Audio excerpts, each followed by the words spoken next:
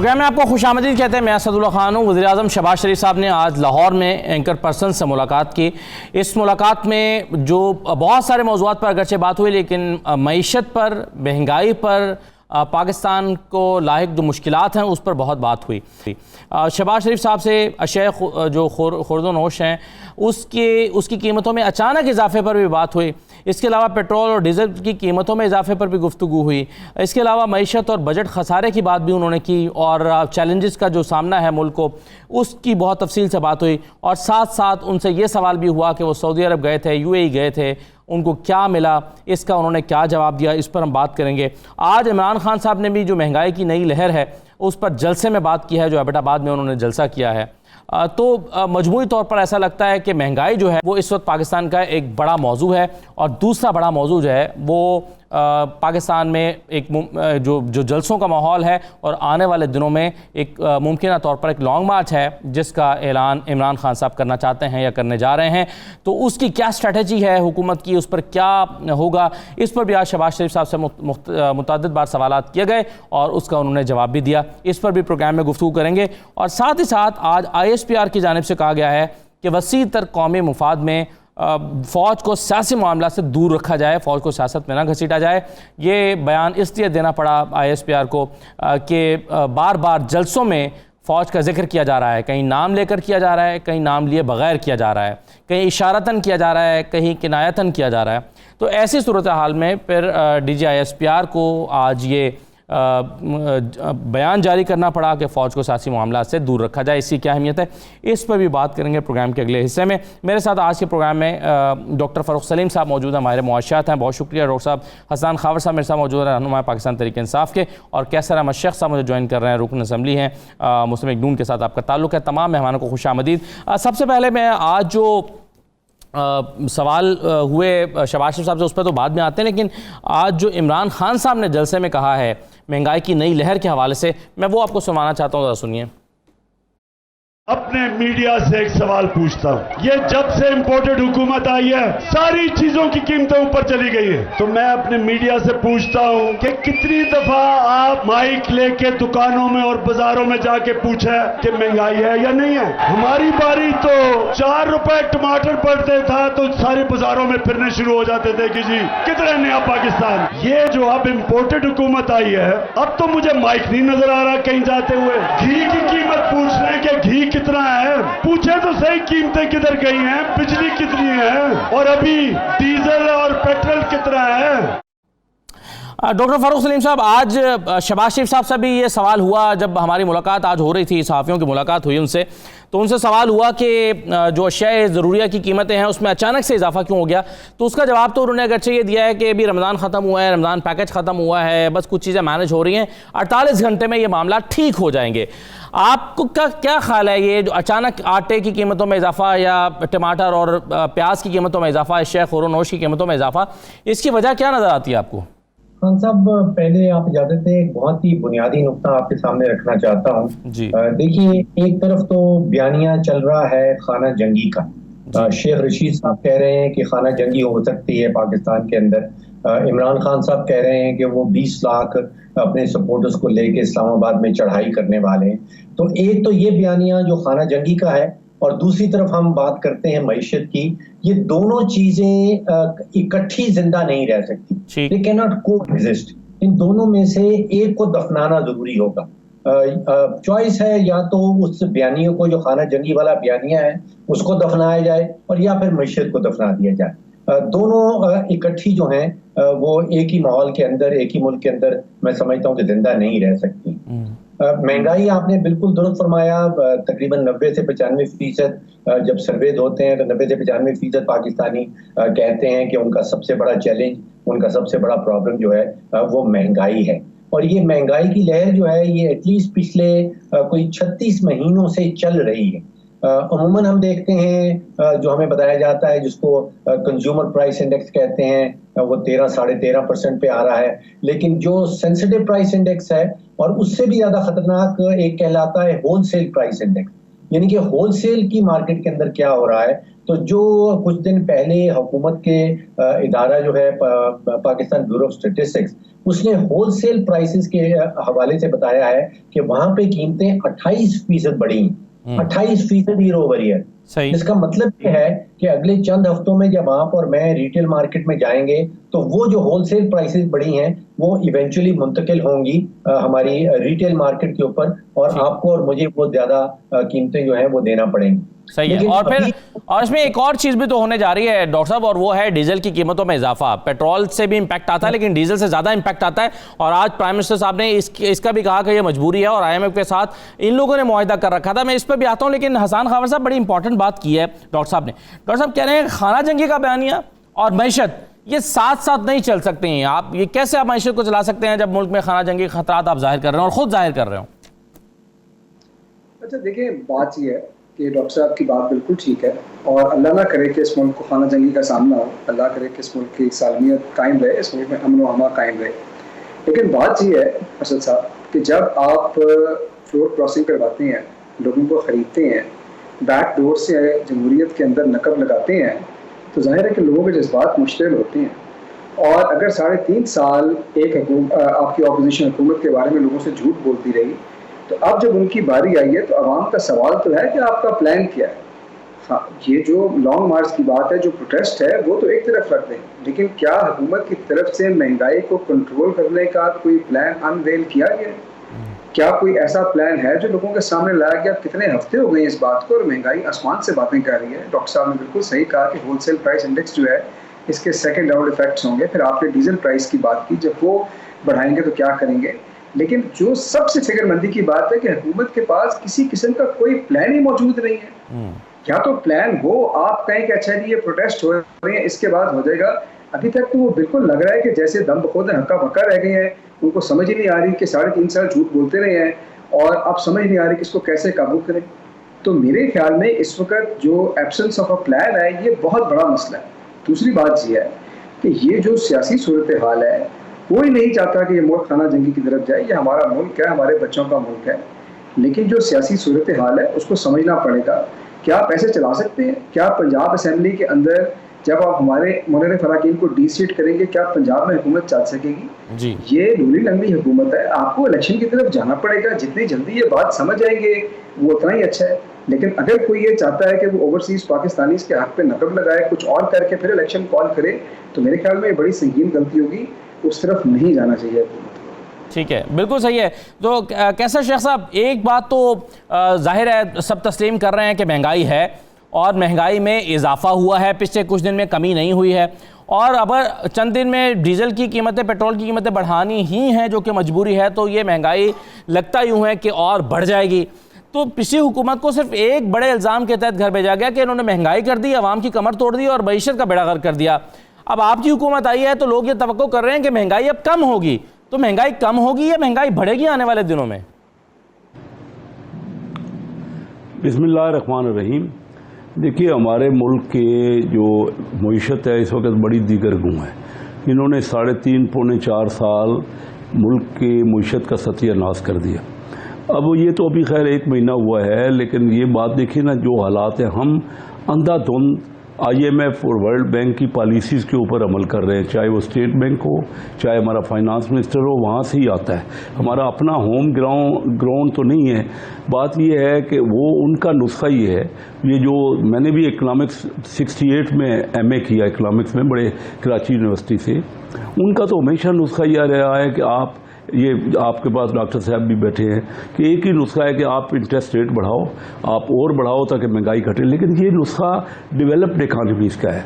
हमारे यहाँ तो जब आप इंटरेस्ट रेट, मैं अपना बिजनेस का तजर्बा आपको बता सकता हूँ 56 साल का, कि जब हमारे यहाँ आप इंटरेस्ट रेट बढ़ाते हैं तो लोगों को तो पैसा मिलता ही नहीं है, उससे ऊपर उन्होंने चार्ज करना है और नफ़ा लेना है उसमें।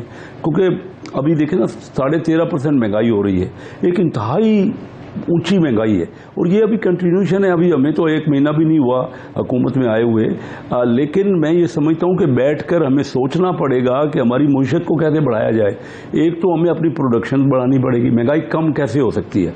किसी के पास भी क्या असूल है? एक तो प्रोडक्शन बढ़ानी पड़ेगी, कंजम्पशन को कम करना पड़ेगा, ये इंटरेस्ट रेट को घटाना पड़ेगा और मिल बैठना पड़ेगा कि अपनी इकानमी को फ़रोग किस तरह दिया जाए। देखिए, इस साल हमारा जो एस्टीमेट छोड़ के गए थे पिछला बजट, वो 5% बजट खसारा का था। खसारा जब जैसे होता है, जब बढ़ता जाता है तो उसका महंगाई और उससे भी बढ़ती है। तो 5% हमने टारगेट रखा था, जो तकरीबन बनता है 15,000 अरब रुपए, जो है ना 30,000 अरब रुपए, 150 बिलियन डॉलर के करीब 30,000 अरब रुपए के करीब खसारा रखा था। अब वो 45,000 अरब के करीब हो रहा है। अभी हमारा जो सर्कुलर डेट था, पीछे हम छोड़ के गए थे 1,000 अरब रुपए, वो 2600 अरब हो रहा है।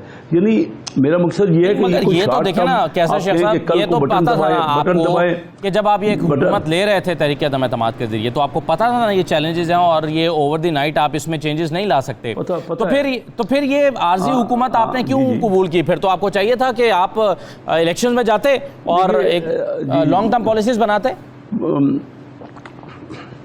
नहीं, हम इलेक्शन में ही जा रहे हैं। हम तो कोई लंबा चौड़ा इसमें हम ज़्यादा वक्फा यानी ज़्यादा अरसा रहना नहीं चाहते। ये हुकूमत तो जो महीना गुजारती, देखिए ना, उसका और खाना ये किया है। जो हमसे लिया 120 रुपये डॉलर लिया, जब आप उसको 187 रुपये, कल मैंने इंपोर्ट के डॉक्यूमेंट ख़रीदे हैं, परसों बाज़ार खुला था, जुमे वाले दिन बाज़ार खुला तो मैंने 187 पे इंपोर्ट के डॉक्यूमेंट निगोशिएट किए। हमने इनको 120 छोड़ा था ना।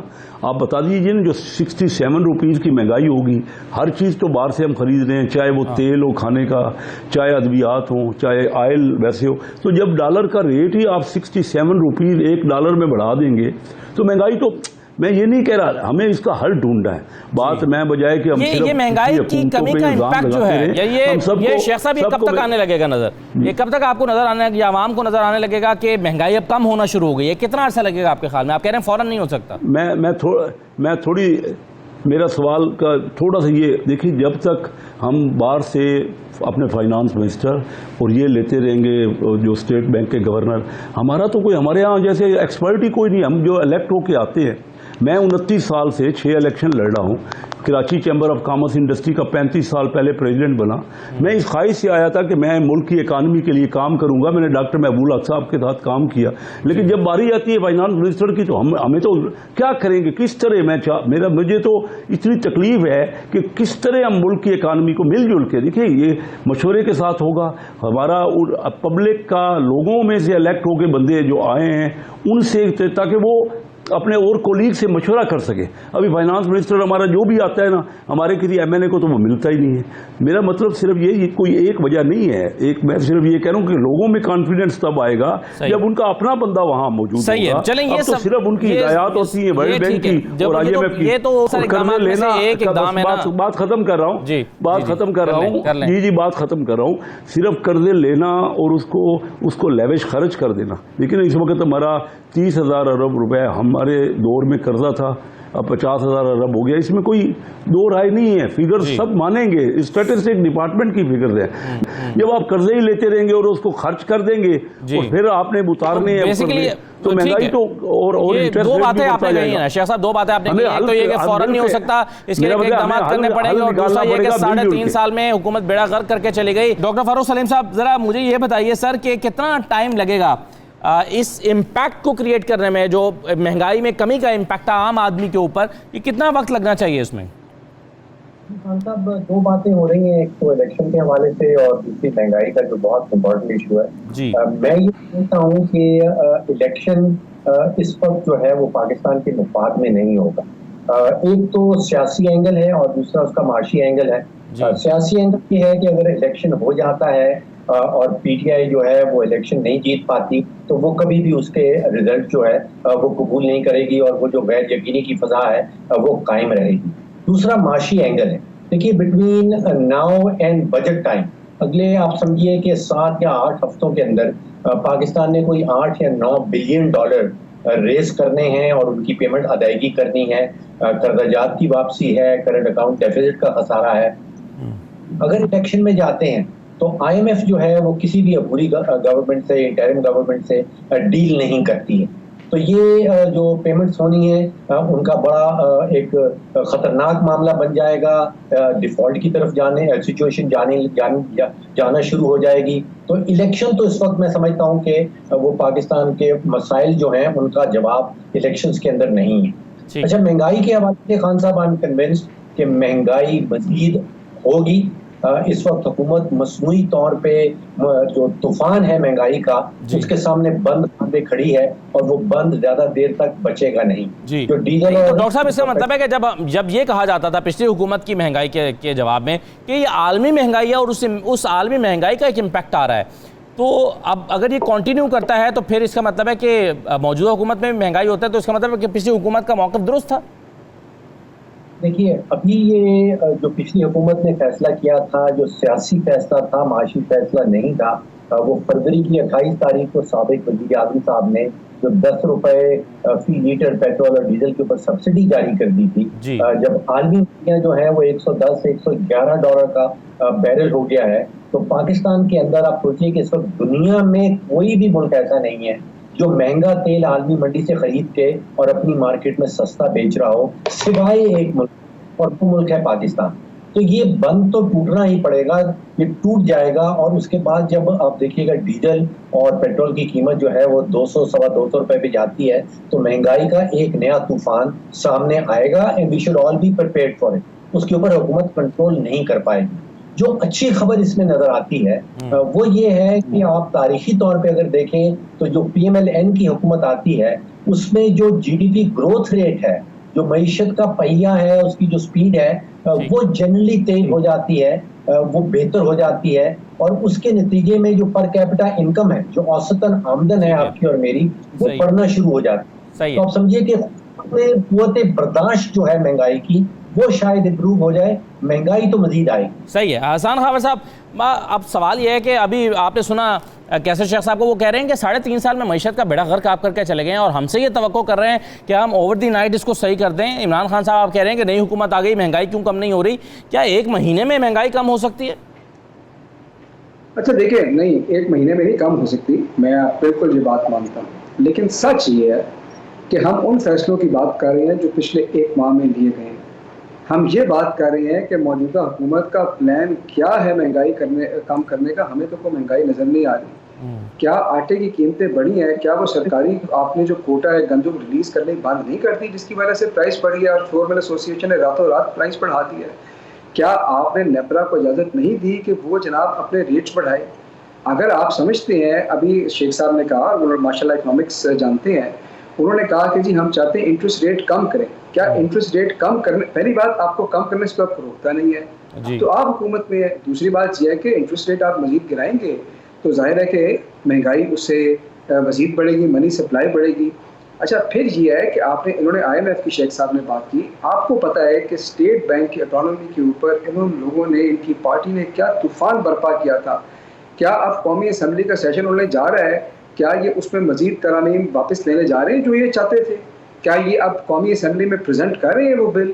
नहीं। उसकी वजह मैं आपको बता रहा हूँ कि इकोनॉमी के बारे में इस मुल्क की कौम को मिसलीड किया गया, 3.5 साल झूठ बोला गया, उसके नाम पे सियासत की दुकान चमकाई गई, और आज जब आए हैं तो एक तरफ उन झूठों का दिफा करना है जो इतने झूठ बोले गए हैं, दूसरी तरफ ये है कि अपना कोई प्लान नहीं है, तीसरी बात यह है कि कोई पॉलिटिकल विल नहीं है। ये बात डॉक्टर साहब की बिल्कुल सही है कि पेट्रोल और डीजल कम करने का फैसला सियासी था, लेकिन मैं आपको बताऊं कि तमाम इकोनॉमिक डिसीजंस जो होते हैं वो सियासी डिसीजंस होते हैं। आपकी पॉलिटिकल इकोनॉमी डिक्टेट करती है, अदरवाइज आपके जो बड़े बड़े इदारे खसारे में चल रहे हैं आप रातों रात बंद ना कर दें अगर सियासी फैसले ना हो। तो ये सियासी फैसले होते हैं, और सियासी फैसला ये था कि पूरे मुल्क के अंदर एक महंगाई की लहर थी। जब हुकूमत सब्सिडी देती है तो उसको बाकी जगह से पैसे डाइवर्ट करने पड़ते हैं, आपके डेवलपमेंट बजट के ऊपर वो हिट लेती है। जाहिर सियासी फैसले थे। इस गवर्नमेंट को कौन मना करता है सियासी फैसले लेने से? अपना को प्लान दें, और अगर नहीं लेना तो फिर आके कहें कि जी हमने पहले प्राइस बढ़ानी है, उसके बाद हमने ये काम करना है। लेकिन बिल्कुल ऐसा प्लान मफकूत है, ना फेडरल में नजर आ रहा है, ना पंजाब में नजर आ रहा है, किसी जगह कोई प्लान नहीं, और लग रहा है जैसे ना कोई गवर्नेंस है, ना कोई इकोनॉमिक प्लान है, ना कोई हाल है। तो जो डिसीजन पिछले 3 हफ्ते के हैं, 4 हफ्ते के हैं, उसकी जिम्मेदारी तो कबूल करनी पड़ेगी। वो तो पिछली हुकूमत पर ही आप डाल सकते हैं। सही, बिल्कुल सही है। चलिए, एक चीज़ कल प्राइम मिनिस्टर ने शांगला में खिताब करते हुए कहा था कि खैबर पख्तूनख्वा में सस्ता आटा मुहैया होना चाहिए। वो अलग बात है कि पंजाब में भी महंगा हो गया, लेकिन शेख साहब आज इसको, और जो कल शहबाज शरीफ साहब ने कहा था कि मैं अपने कपड़े बेच दूंगा लेकिन मैं सस्ता आटा खैबर पख्तूनख्वा में मुहैया करूँगा, तो आज इमरान खान साहब ने उसको रिस्पॉन्ड किया है। इमरान खान साहब ने प्राइम मिनिस्टर की बात को कैसे रिस्पॉन्ड किया? हम चेरी ब्लॉसम को बिल्कुल तस्लीम नहीं करेंगे। और ये जो इसने आके कहा कि मैं अपने कपड़े भी उतार दूंगा आटा सस्ता करने के लिए, खुदा के वास्ते शहबाज शरीफ ये ड्रामे खत्म करो। तुम्हें लोग पहचान गए हैं, वो उनकी बड़ी बड़ी हैट पहन के कभी किधर पड़ रहा है, वो ड्रामे कर रहा है। मैं अपनी कपड़े उतार दूंगा। शहबाज शरीफ खुदा के वास्ते कपड़े ना उतार, खौफ से मर जाएंगे। वो जो तुम और तुम्हारे भाई पैसा चोरी करके बाहर लेके गए हो, बस वो आधा ही पैसा ले आओ, हम गंदम की कीमत खुद ही नीचे कर देंगे। नून लीग, ये आज मेरी बात सुन लो, इलेक्शन से ना भागो। तुम समझते हो कि तुम अब सेंट्रल पंजाब में रह गए हो, तुम्हें सेंट्रल पंजाब में भी अब छुपने की जगह नहीं मिलेगी। शेख साहब, ये आटा सस्ता करने का ताल्लुक कपड़े बेचने के साथ क्या है? मतलब ये कैसे होगा प्रैक्टिकली स्पीकिंग? ये एक फार्मूला क्या है?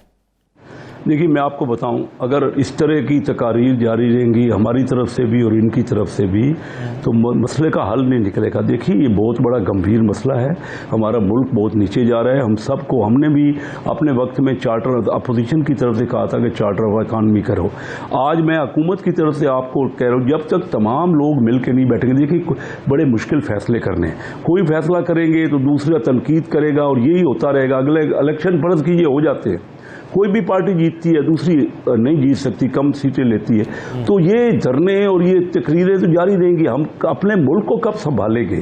देखिए, इस वक्त मैं आज की फिगर आपको दे रहा हूँ, एग्जैक्ट फिगर है, कोई इसको डिनाई नहीं कर सकता। ये तो स्टैटिस्टिक्स डिपार्टमेंट ने फिगर शाया की है कि $26.5 अरब की 10 महीने में एक्सपोर्ट हुई है और 65-66 अरब डॉलर की इंपोर्ट हुई है। 39 बिलियन डॉलर 10 महीने में तो इंपोर्ट और एक्सपोर्ट का गैप है जो तारीख का हाईएस्ट है। फिर मैं आपको बता रहा हूं कि बजट का खसारा 30 अरब रुपए का इनका एस्टीमेट था, अब ये 45 अरब रुपए हो जाएगा। मैंने आपको बताया सर्कुलर डेट, ये तो समझ आ गई। अब इसका हल क्या है? देखिए, इलेक्शन तो ज़रूर जल्द होने चाहिए, लेकिन जल्द इलेक्शन से भी ये मसला हल नहीं होगा। हम तमाम लोगों को मुल्क के मफाद में बैठना पड़ेगा और तब महंगाई को कोई हल, और हम सबको मिल के ही हल निकालना पड़ेगा। सलीम साहब कह रहे हैं कि अगर पाकिस्तान तहरीक इंसाफ ना जीती, तो अगर पाकिस्तान तहरीक इंसाफ ना जीती तो वो फिर सड़कों पर रहेंगे, इलेक्शन को कबूल नहीं करेंगे और इस्तेहकाम को आने नहीं देंगे। तो इसका क्या हल है कि तहरीक इंसाफ को हुकूमत दे दी जाए, फिर इस्तेहकाम आएगा? देखिए, इस वक्त जो कल आटे की मियां शहबाज शरीफ साहब ने बात की है, गरीब आदमी के पास तो परचेजिंग पावर ही नहीं है। हम किसी तरीके से भी हम अमीर आदमियों को ज़्यादा टैक्स करें, डायरेक्ट टैक्स करें, इनडायरेक्ट टैक्स ना करें जो सेल टैक्स लगा के, ताकि हर एक को टैक्स लग जाए। देखिए, कोई ना कोई आप दरमियाने बंदे को या उससे छोटा जो कम आमदन का तबका है उसको रिलीफ नहीं देंगे तो ये बताएं सर कि चलें, वो कपड़े बेचने वाली बात एक अलग बात है, लेकिन क्या शहबाज शरीफ साहब के पास खैबर पख्तूनख्वा में हर दुकान पे सस्ता आटा मुहैया करने का कोई फार्मूला मौजूद है या हो सकता है? वो तो क्यों नहीं मुमकिन है। अगर आप अपना रिलीफ और दे देंगे, आप हुकूमत अपने पास से देगी तभी हो सकता है ना। ये कोई मार्केट रेट तो नहीं है। दुनिया में तो आटे की और वीट की कीमत और बढ़ गई है ना। आपका आटा जो अगर आपने गरीब आदमी को देना है तो सब्सिडाइज करना पड़ेगा हमें। लेकिन हमारा बजट खसारा मैं पहले ही कह रहा हूँ कि 45 अरब रुपए तो हो चुका है। हम कितना हम करेंगे, लेकिन गरीब को तो देना चाहिए। मैं कह रहा हूँ सब मिल के बैठो, मुश्किल फैसले करो। मुल्क सबसे आगे है, इकानमी को संभालें। ये आपस में जो रंजिशें हैं, और मुल्क तो सबका है ना जी। अगर ये कोई भी फायदा होगा तो, और हमने तो अपने वक्त में कहा था अपोजिशन के वक्त, अब इनको कहते हैं मैं पाकिस्तान मुस्लिम लीग की बिजनेस और कॉमर्स विंग का प्रेसिडेंट हूं। मैं इनको इनवाइट करता हूं, आ जाएं जिस जगह आप बैठना है। वो भाई बाकी सियासत करते रहें, लेकिन अगर एक दूसरे के इकदामात की मुखालफत ही करते रहेंगे कि आप सब गलत हैं, आपने ये कर दिया, जिस तरीके से ये हो रहा है जलसों में, ये मुल्क का ये हल नहीं है। ये हल नहीं है मुल्क का। फारूक सलीम साहब, आज प्राइम मिनिस्टर से ये भी सवाल हुआ कि सऊदी अरब से और यूएई से आपको क्या मिला, तो उन्होंने तस्लीम किया कि अभी कुछ नहीं मिला, लेकिन वो तवक्को रखते हैं कि इंशाअल्लाह ये दोनों ममालिक पाकिस्तान के दोस्त ममालिक हैं बड़ा ज़बरदस्त उन्होंने प्रोटोकॉल दिया, बहुत अच्छा वेलकम किया और उम्मीद करते हैं कि वो मदद के लिए आगे आएंगे। आपको क्या लगता है कि सऊदी अरब और यूएई की तरफ से क्या रिस्पांस मिल सकता है आने वाले दिनों में? देखिए, जैसे मैंने पहले कहा कि जो डॉलर्स का भुगतान है स्टेट बैंक के पास जिस तेजी से रिजर्व गिरे हैं और जो हमारी पेमेंट्स हैं, जो हमारी ऑब्लिगेशन हैं, जो हमारी जिम्मेदारियां हैं, वो तकरीबन 7, 8, 9 बिलियन डॉलर हैं अगले कोई 7 से 8 हफ्तों के दौरान। तो पैसे तो हमें बेशुमार चाहिए। IMF के प्रोग्राम की बात कर लें, सऊदी अरेबिया की बात कर लें, यूएई की बात कर लें, मुझे महसूस ये होता है कि तीनों की तिजोरियों की जो कुंजी है वो वाशिंगटन में पड़ी है। जब तक वाशिंगटन की तरफ से इशारा नहीं आएगा उस वक्त तक ना तो सऊदी अरेबिया से कोई ठोस किस्म की मदद मिल पाएगी, ना ही IMF की तिजोरी खुल पाएगी, ना ही UAE की तिजोरी खुल पाएगी जब तक वाशिंगटन से कोई इशारा सामने नहीं आता।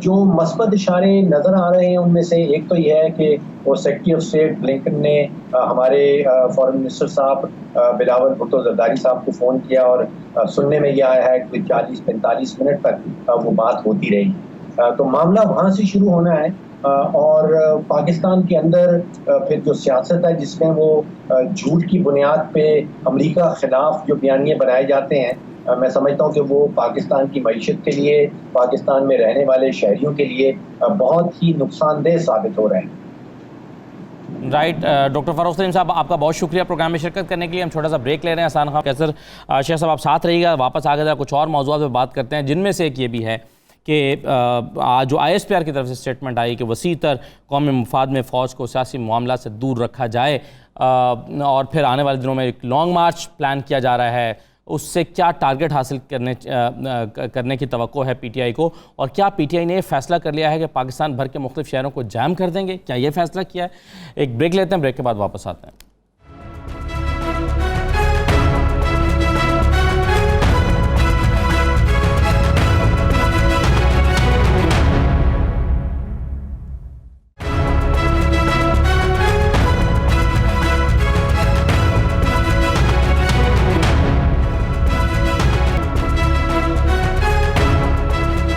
ब्रेक के बाद आपको दोबारा खुशामदीद कहते हैं। प्रोग्राम के इस हिस्से में ब्रिगेडियर हारिस नवाज साहब भी हमारे साथ मौजूद हैं। मैं आपको भी ब्रिगेडियर साहब खुशामदीद कहता हूं। प्रोग्राम में आज ISPR ने बयान दिया कि वसीतर कौमी मुफाद में फ़ौज को सियासी मामलात से दूर रखा जाए। ब्रिगेडियर साहब, हम देख रहे हैं तवातुर से जलसों में इमरान खान साहब नाम लिए बगैर, आज शेख रशीद साहब ने नाम लेकर फ़ौज को सियासी मामलात में मुखातिब किया, मरियम नवाज साहिबा भी इशारतन और किनायतन ये बात कर रही हैं जलसों में।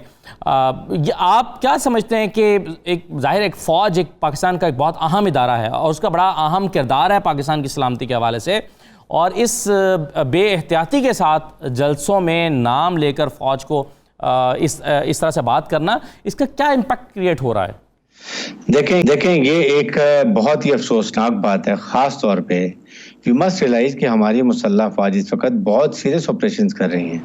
अगर आपको याद हो, हर रोज़ बलूचिस्तान में, नॉर्थ ईस्तान में, साउथ ईस्तान में, अफगान बॉर्डर पर, ईरान बॉर्डर पे कभी कोई ना कोई ऑफिसर शहीद हो रहे हैं, हमारे ट्रुप सोल्जर शहीद हो रहे हैं। ये 2-3 महीने में इसकी बहुत ज़्यादा एक तादाद बढ़ गई है। अटैक TTP की और उसके बाद दाइश की और कुछ एट टाइम्स BLF और BLA कर देते हैं।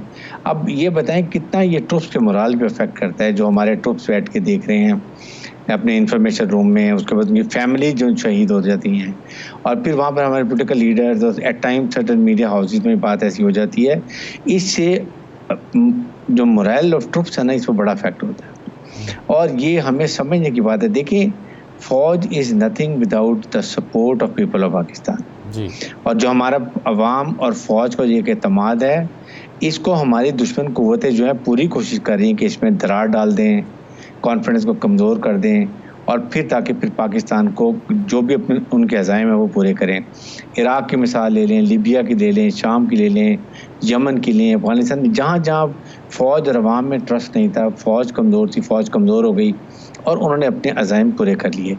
यहाँ खुदा का शुक्र है कि पाकिस्तान ने मुल्क से पहले आपने देखा किस तरीके से सिंगल हैंडेडली प्रोफेशनल तरीके से हमने पूरे मुल्क से दहशतगर्दी ख़त्म कर दी। फिर एक लहर स्टार्ट हुई बिकॉज अमेरिकन इतना वेपन हमने छोड़ गए वहाँ पर, अफगानिस्तान में अनअटेंडेड जो फिर इनके हाथ में लगा हुआ है। इसलिए इस मौके पे पॉलिटिकल डिफरेंसेस बिल्कुल ठीक है। आप पॉलिटिक्स की बात करें, सही, चाहे वो PMLN है, चाहे वो PUTI है या पीपल्स पार्टी है, दे स्कोर देयर इश्यूज आपस में ज़रूर करें, लेकिन दिस इज बिल्कुल एब्सोल्यूट उन्होंने सही कहा कि इसमें मुसल्लह फ़ौज को कंट्रोवर्शियल ना बनाएं, इसमें ड्रैग नहीं करें, ताकि एक जो फ़ौज और अवाम का आपस में एक दूसरे कॉन्फिडेंस है, that should always remain there.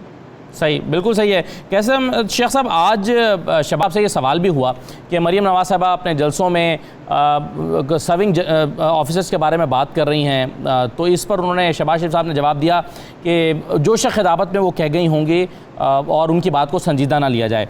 लेकिन जब जोश खिताबत में जिक्र आएगा सर्विंग ऑफिसर्स का, तो इससे ज़ाहिर है नुकसान होगा पाकिस्तान के इदारों को। जी, आप दुरुस्त कह रहे हैं। ये देखिए, ब्रिगेडियर हारिस साहब ने बड़ी तफसील से बात बताई। इदारे हमारे फ़ौज के इन पर्टिकुलर एक बहुत अहम इदारे हैं, और शहबाज शरीफ साहब ने तो इसको क्लैरिफाई कर दिया ना कि शायद जोश में उन्होंने ये बात कर दी हो।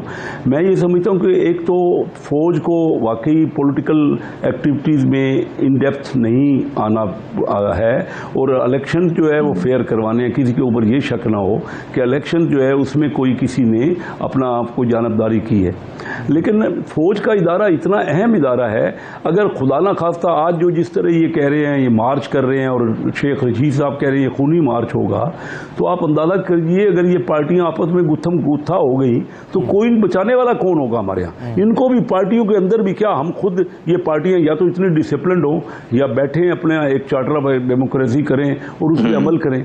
जो हालात बन गए हैं, जिस तरह घर घर में लड़ाई हो गई है, तो क्या आप मुल्क की सालमियत और उसका जो जो जो है लोगों में आपस में एक सही तरीके से अमन व अमान का कायम रखना, हमारे इदारे अगर ना पड़ेंगे तो क्या करेंगे? हमसे कैसे निपट सकते हैं? हमारे पास तो पार्टियों में तो कोई ऐसी गुंजाइश नहीं है कि हम ये इन मामलात को, या तो हम इतने संजीदा हो जाएं, इतने मैच्योर हो जाएं। मैंने जो पिछले 3.5 साल असेंबली में देखा है, वहाँ भी जूते चल रहे हैं और किताबें मारी जा रही हैं एक दूसरे के ऊपर, दुश्मन दराजी हो रही है। तो हमारे यहाँ मैच्योरनेस नहीं है, और बिल्कुल इन इदारों को, जैसे कि सिविलाइज कंट्रीज में होता है कि वो उनका तो तल्लक नहीं है इलेक्शनों से और इन मामलात से किसी।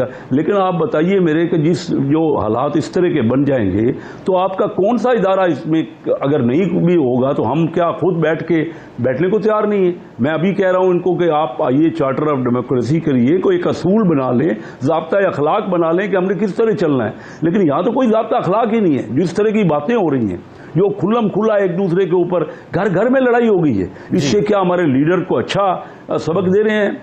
तो ये हमें समझना पड़ेगा।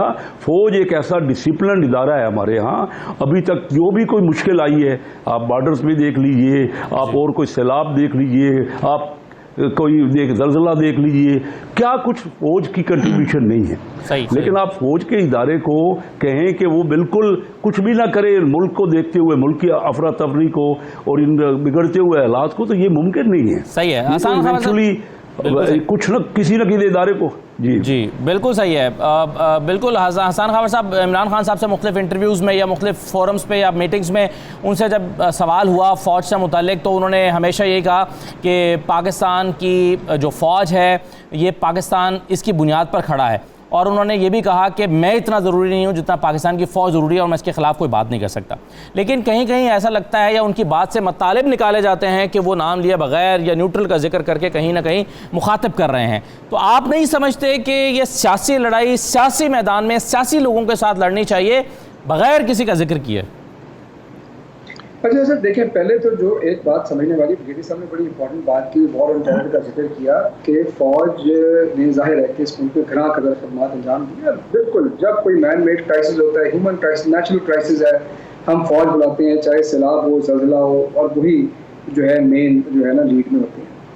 और ये भी बात सही है कि अगर मुल्क के अंदर फ़ौज के बारे में बात होगी तो हमारा मुल्क जिन हालात का शिकार है, सिर्फ जनरेशन वॉरफेयर, अब तो सबूत सामने है, कौन कौन इन्वॉल्व नहीं होता। पूरी आपको पता है कि ईओ डिसइंफो लैब का भी एक रिपोर्ट आई थी, तो वो लोग भी फ़ायदा उठाते हैं इस चीज़ का कि ऐसी चीज़ें मुहैया हो रही हैं जो कि नहीं होनी चाहिए। और खान साहब अगर इंडिपेंडेंट फॉरेन पॉलिसी की बात करते हैं, उसका भी मुल्क तभी मुतहम्मिल हो सकता है जब आपकी फ़ौज स्ट्रॉन्ग हो, आपकी मैशत स्ट्रॉन्ग हो, वरना तो ये ख्वाब है। लेकिन देखिए, जो TG ISPR साहब ने बात की है ना, वो बिल्कुल दुरुस्त किया है कि फ़ौज को सियासी मामलात में नहीं लाना चाहिए और जलसों के अंदर ये नहीं लेना चाहिए। लेकिन मैं आपको बताऊं कि ये बात सिर्फ जलसों में तो नहीं हो रही, ये बात सोशल मीडिया पे भी हो रही है। तो मैं समझता हूँ जलसों में भी नहीं होनी चाहिए, ड्राइंग रूम टॉक में भी नहीं होनी चाहिए, सोशल मीडिया पे भी नहीं होनी चाहिए, कहीं भी नहीं होनी चाहिए। और वाकई फ़ौज को और सियासत को अलग अलग होना चाहिए। और इस वक्त मैं समझता हूँ कि उसका जो बेहतरीन तरीका है वो ये है कि पाकिस्तान में सब जो इदारे हैं, फ़ौज है, अदलिया है, ये सारे अपना अपना किरदार अदा करें, एक फ्री एंड फेयर इलेक्शन हो, फौरी हो। और अगर ये होंगे तो मैं समझता हूँ कि ये किसी दुश्मन को भी मौका नहीं मिलेगा ऐसी बात करने का, और ये स्पेस बिल्कुल ख़त्म हो जाएगी। सही है, बिल्कुल आपने 5th जनरेशन वॉरफेयर का जिक्र किया। ब्रिगेडियर साहब, दुश्मन हम देखते हैं कि पाकिस्तान में सिविल मिलिट्री तनाव को एक और तरह से उसकी पिक्चर पेश करके और उससे एक और तरह का फ़ायदा उठाने की कोशिश करता है। और पाकिस्तान में अगर सिविल मिलिट्री तनाव मौजूद हो तो उसको बढ़ावा देता है, यानी बढ़ा चढ़ा के पेश करता है, और अगर ना हो तो भी उसकी ख्वाहिश होती है कि यही पिक्चर पेंट की जाए। तो इन मामला से बचा कैसे जा सकता है? सबसे इम्पोर्टेंट बात है कि 5th जनरेशन वॉर में they want to have a divide between people of Pakistan and army, armed forces. क्योंकि मैंने बात की कि you fight as a nation, you don't fight alone. फौज अकेला नहीं लड़ सकती, पूरी अवाम की ताकत और यही फौज की ताकत होती है। अब लेचली हमारी फौज बहुत बैटल हार्डेंड है और हमने देखा है कि हमने क्या कुछ किया। इंडिया को 27 फरवरी को भी सबक सिखा दिया। लेकिन अब वो वॉर 5th जनरेशन वॉर में they want to break the will to fight और डिवाइड करके वो अभी वो पुराने ज़माने नहीं है कि अटैक कर दिए और कर दिए, दे ब्रेक, उसके बाद वो जाके बाकी अपनी एक्टिविटी करते हैं। आप ये देखेंगे अभी इस वक्त कितनी ज़रूरी है political maturity. I admire honestly Kaiser साहब, he is one of the excellent politician जो हमेशा एक सही बात करते हैं। बात यह है कि चाहे आपकी PMLN है, PTI है या पीपल्स पार्टी है, they must show maturity.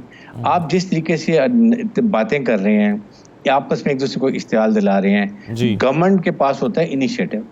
Government का काम है कि इस वक्त इस जो भी वो अगर वो अपने आप को फील करते हैं हमें हर्ट हुए हैं, कुछ हुआ है, तो government should take initiative. Government को चाहिए कि इनवाइट तो करें आप PTI को, आए जी, बैठते हैं, बात करते हैं, मुज़ाकरात करते हैं, आपने कमेटी बनाते हैं, इलेक्टोरल रिफॉर्म्स करनी है, इलेक्शन की बात करनी है, EVMs की बात करनी है, जो भी बात करनी है, ताकि कहीं ना कहीं पॉलिटिकल टेम्परेचर डाउन हो जाए। और अगर ये नहीं होता और जिस तरह PTI लॉन्ग मार्च पर जा रही है, पीपल जो गवर्नमेंट है वो अपनी बातें कर रही है, where are we heading for? इसका कंक्लूजन क्या होगा, कहाँ कंक्लूड होगा? क्या हम खुदा न खास्ता एनार्की, पोलराइजेशन तो पहले ही हुई है, हम चाहते हैं कि ब्लड शेड हो जाए, कौन रोकेगा इसको? पुलिस नहीं फायर करेगी, उसके बाद रेंजर नहीं करेगी, मिलिट्री, और मिलिट्री को एम्ब्रॉयल करना, तो ये सबसे बड़ा 5th जनरेशन वॉर का एक हिस्सा है कि फौज और अवाम को आपस में लड़ा दो, which army will never do it. तो उसके बाद क्या होगा? इसलिए आई फील कि अभी आपके जो सीनियर पॉलिटिशियंस हैं, even I would to go to an extent of president of Pakistan, they must invite political parties, कहीं बिठाएं, फाइंड अ सोल्यूशन। कब इलेक्शन कराने हैं, क्या हालात हैं हमारी इस वक्त, can we afford instability, can we afford economic crisis जो हमारे में है, क्या इस वक्त जो हमारे मुल्क में इस वक्त बुरा हाल हुआ है, ये एक्सपो आपके फॉरेन रिजर्व के हाल हुए हैं, आपके साथ मुल्क कुछ नाराज हैं, कुछ आपसे एक्सपेक्ट कर रहे हैं। इन एनवायरनमेंट में you need the most stable, reliable, trustful government, और अगर वो नहीं है तो देन कैसे उसका हल निकालना है? ये you to sit across the table. Don't ये आप एक्सपेक्ट करें कि आप फौज कहती है हम नहीं आना चाहते, आप फौज को फिर अटैक करना चाहते हैं, और फिर नाम लेके बात करना, it is very unfair. I think ये हमें आप सबको इस बात को समझना चाहिए और we should move forward. Right sir, एक छोटा सा मैं ब्रेक लेता हूँ। जो जिक्र हुआ कि खूनी मार्च होने जा रहा है, जब इस तरह के अल्फाज का जिक्र किया जाता है तो क्या मैं हसन खावर साहब से पूछना चाहूँगा कि क्या ये PTI की पॉलिसी है? शेख रशीद साहब ये अल्फाज इस्तेमाल कर रहे हैं क्योंकि इमरान खान बार बार कह रहे हैं कि पुरअमन एहतजाज होगा, और पुरअमन एहतजाज होगा तो इसकी सूरत क्या होगी, और क्या ये प्लान बनाया गया है कि रास्ते के शहरों को ब्लॉक कर दिया जाएगा और मूवमेंट वहाँ पर रिस्ट्रिक्ट कर दी जाएगी, आम लोगों की भी? क्या इस तरह का मंसूबा बनाया जा रहा है? ब्रेक लेते हैं, ब्रेक के बाद वापस आते हैं।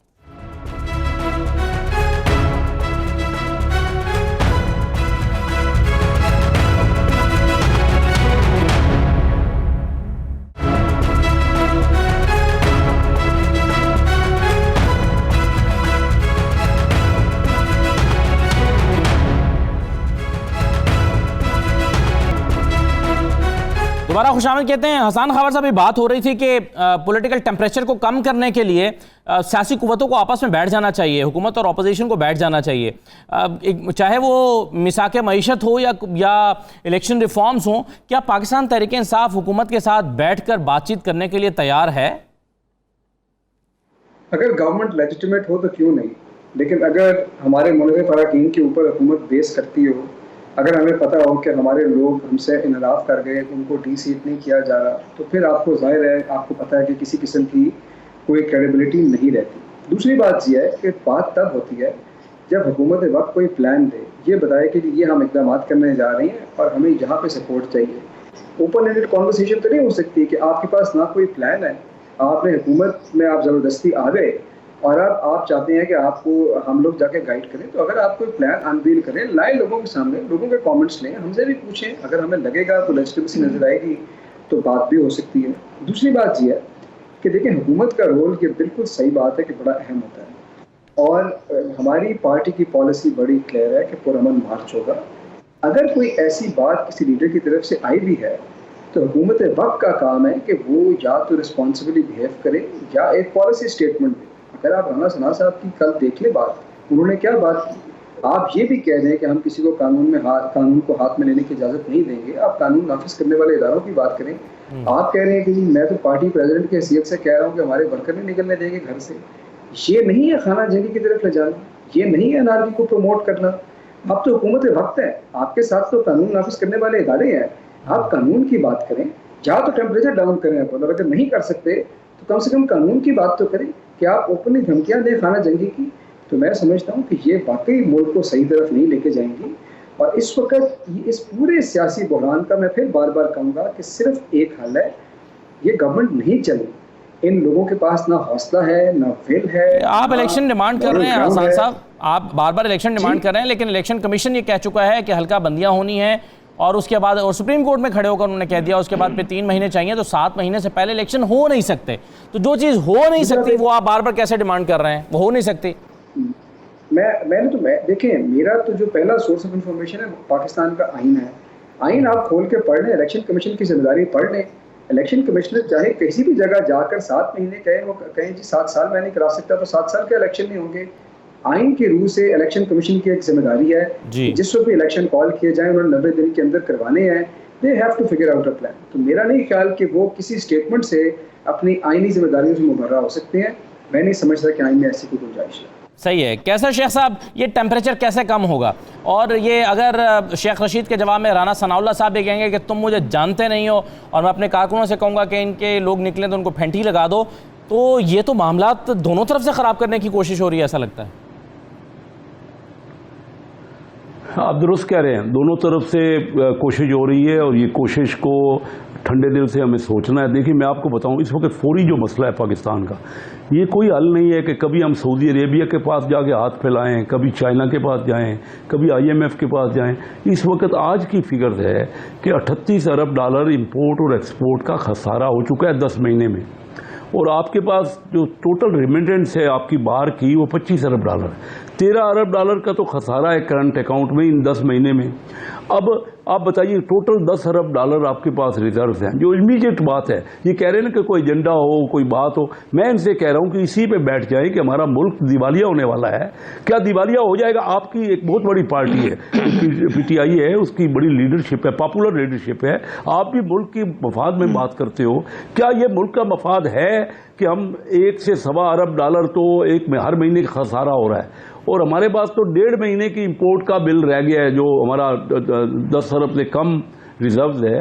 किसी भी मुल्क का 3 महीने से कम रिजर्व हो, यानी हमारी 6.5 अरब डॉलर की इंपोर्ट है, 20 अरब डॉलर से कम रिजर्व तो दिवालिया की तरफ जाता है। अभी 10 अरब डॉलर है, हम बंदे कितना मांगेंगे? हर महीने घाटा है, आप मांग लेंगे 2-4 अरब डॉलर आपको मिल जाएगा, वो 3 महीने में आप खत्म कर देंगे। बैठ के ये सोचे, हम कह रहे हैं कि आइए बैठिए, हल निकालिए भाई, सब मिलके कोई फैसला करेंगे तो मुश्किल। मगर वो फर्क ये है ना, वो कहते हैं कि हल निकालें मगर इलेक्शन के बाद निकालें, चाहे आप हुकूमत बना लें चाहे हम हुकूमत बना लें, इलेक्शन के बाद बैठ कर करें। मुल्क दिवालिया हो जाएगा, मुल्क।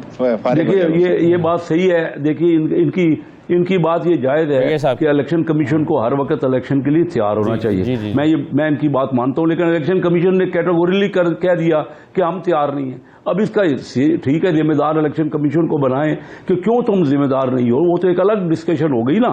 इलेक्शन तो होंगे और हम भी चाहते हैं इलेक्शन जल्दी हो जाएं, लेकिन जब इलेक्शन वो करवा नहीं रहे तो कौन करवाएगा? ये इलेक्शन करवाएंगे पीटीआई वाले या हम करवाएंगे? कराना तो इलेक्शन कमीशन ने है। उनको बैठ के जरूर उनकी जवाब तलबी करेंगे क्यों आपने कहा और उनके आपकी तैयारी क्यों नहीं है, क्योंकि आईन कहता है कि 3 महीने बाद इलेक्शन हो सकते हैं। हम तो खुद जल्दी इलेक्शन चाहते हैं, और ये जिस तरह पहुंचा रहे थे मुल्क को, जिस तरफ पहुंचा रहे थे, जो खाई में डाल रहे थे, हम तो वो चाहते थे कि फौरी तौर पे जरा उससे रुकावट हो। आज भी ये देखिए मुल्क के मफाद में, सबके मफाद में है। अगर आप कंटिन्यू रहे, जिदबाजी करते रहे, आपस में एक दूसरे की जो बयानबाजी हो रही है वो जारी रहेगी। बिल्कुल सही आप कह रहे हैं, बैठ के बैठे हैं, टेंपरेचर को कम करें और मुल्क का सोचें। आप बयान सही है ब्रिगेड साहब, मुझे ये बताइए, एक तो आपने कहा कि इन हालात में खुदा ना खास्ता मुल्क दिवालिया हो सकता है या नुकसान पहुंच सकता है मुल्क को। दूसरा मेरा सवाल यह है कि आपने भी खुद भी जिक्र किया कि दुश्मन मुल्क भी ऐसे मौके का फ़ायदा उठाकर अवाम और जो फ़ौज है उसके दरमियान एक फासला पैदा करने के लिए मुहिम चलाता है या उसका हिस्सा बन जाता है।